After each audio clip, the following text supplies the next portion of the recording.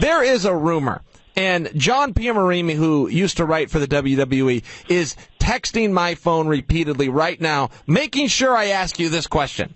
He's saying that the rumor was that you walked out on WWE one time because you were pushing CM Punk to win the WEC title. ECW title, I apologize.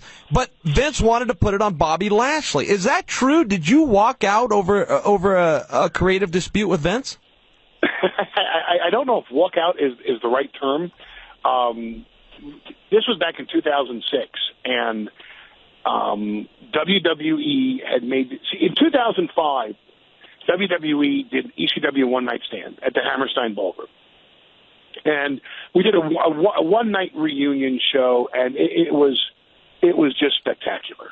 So at the time, that was the moment where if you're going to create a new ECW, that was the moment. But WWE passed on that opportunity.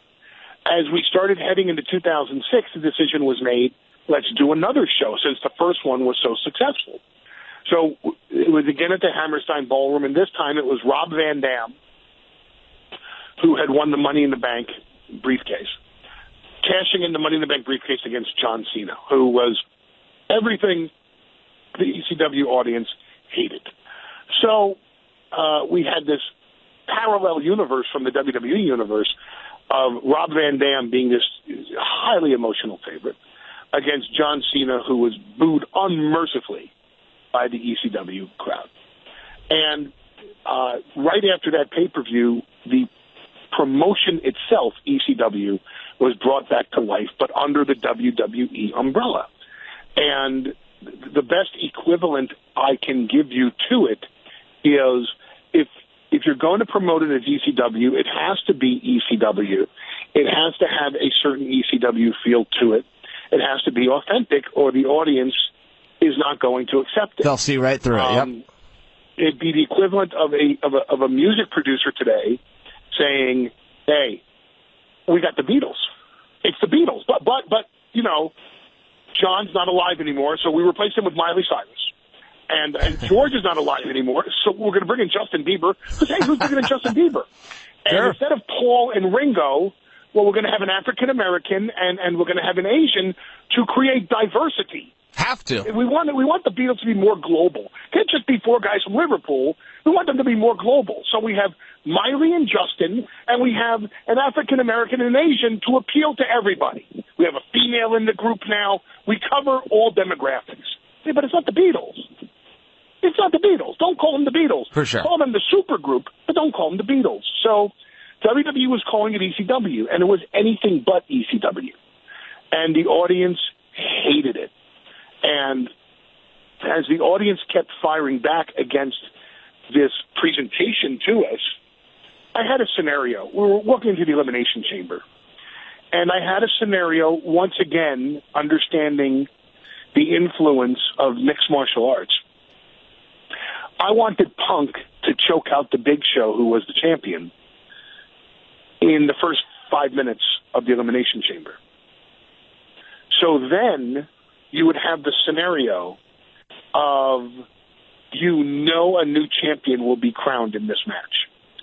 Now, the two scenarios that I had were either Punk makes it to the last elimination, and Bobby Lashley turns heel on Punk, and you have Punk chase Lashley to WrestleMania, or Punk wins it. I also have even a third suggestion, that Lashley eliminates Punk with controversy and Rob Van Dam wins it,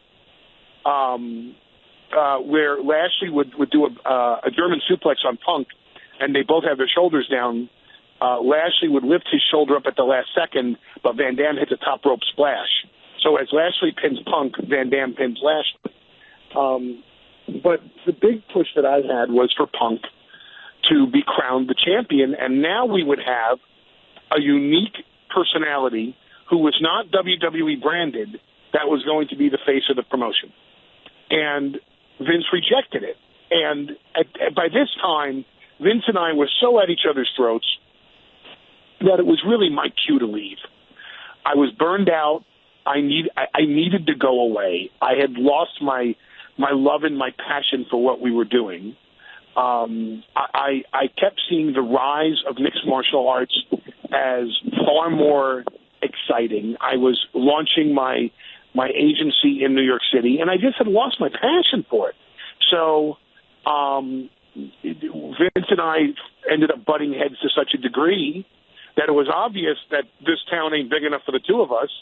And since he's the majority stake shareholder and the chairman of the board, if one of these guys is going to leave town, my suggestion to you would be that guy's going to beat me. It's not going to be Vince. Yeah, that's right. Right.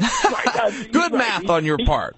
He wasn't going to go home and say, here are the keys, you run it, bro. Yeah, here's the jet. Enjoy, Paul. Right. It just wasn't going to happen. And it took 5.5 years for us to end up even wanting to work together again. And that's where we are today. We've come to where we are now. And I think, I've known Vince in many ways since I was 14 years old. So it's been a long road with the two of us. And there was a lot of personal baggage at the time. And, the 5.5 years away was a really great gift for me